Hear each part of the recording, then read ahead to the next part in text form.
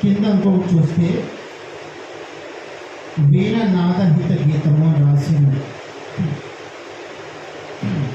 దావీదు యొక్క కీర్తన పాడిదగినది రాస్తాను. వీణ నాదహిత గీతం. బెన్యామీను వంశస్థుడైన కూచి చెప్పిన మాటల విషయమై దావీదు యొక్క కీర్తన పాడుతూ ఉన్నాడని చూస్తాము. ఈ యొక్క 7వ కీర్తన మనం చూస్తే దావీదు చాలా ఆవేదనతో దేవునికి మొదపెడతా ఉన్నాడు, దేవునికి ప్రార్థన చేస్తూ ఉన్నాడు. ఎవరి విషయంలో, ఎవరు చేసిన యొక్క పని విషయంలో దావీదు ఎంతో బాధగా, ఎంతో ఆవేదన కలిగి దేవునికి మొదపెడుతున్నాడంటే టైటిల్లో చూస్తే బెన్యామీను వంశస్థులైన కూచి చెప్పిన మాటల విషయమై.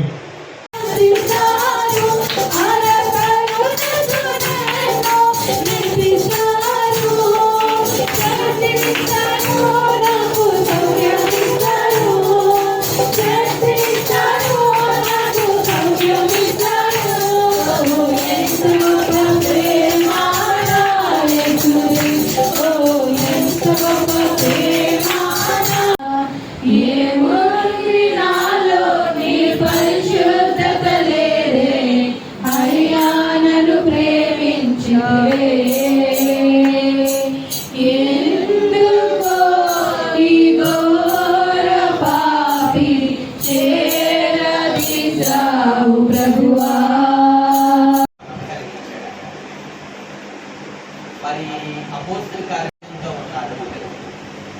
దానికి దీనికి తేడా ఏంటి చెప్పండి? అక్కడ వారి హృదయకంపన కలిగించాడు.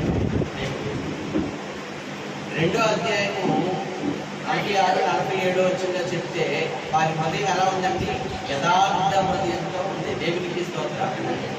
వారి హృదయం యథార్థ హృదయంతో ఎందుకుందంటే పిల్లరా, వారు ప్రకటన గ్రంథంలో చెప్పబడిన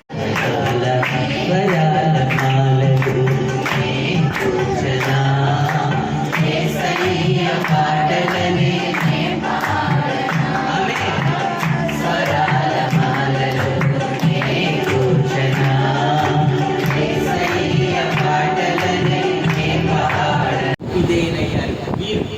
వారు దేవుని మాటకు విధేయులు అవ్వలేదు. ఇశ్రాయేలు ప్రజలు దేవుని మాటకు విధేయులు అవ్వలేదు.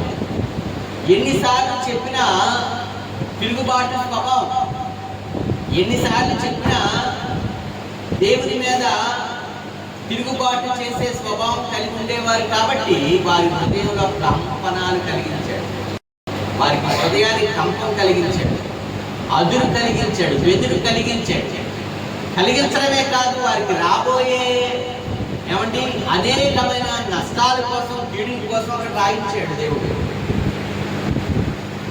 మరి అందరి కొరకు రక్తం కార్చి అందరి కొరకు ప్రాణం పెట్టాడు. ఏ భేదం లేదు కదా, యేసు ప్రభు కార్చాడు. కానీ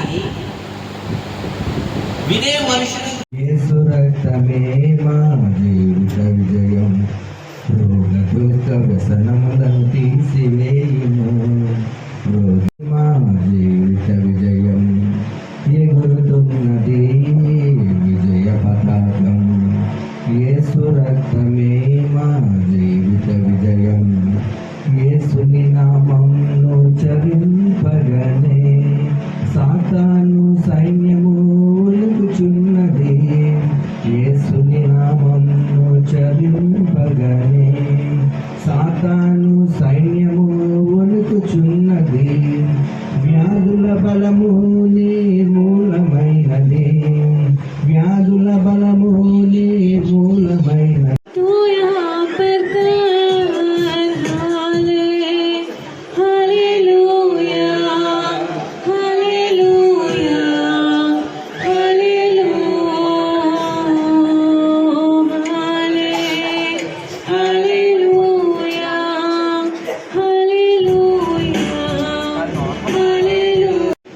ప్రభువైన క్రీస్తు వారి పరిశుద్ధాత్మని యొక్క అన్యోన్య సహవాసం కూడి వచ్చిన మనకు తను ప్రేమించిన సకల పరిశుద్ధులకు సదాకాలము తోడైండి నడిపించును గాక.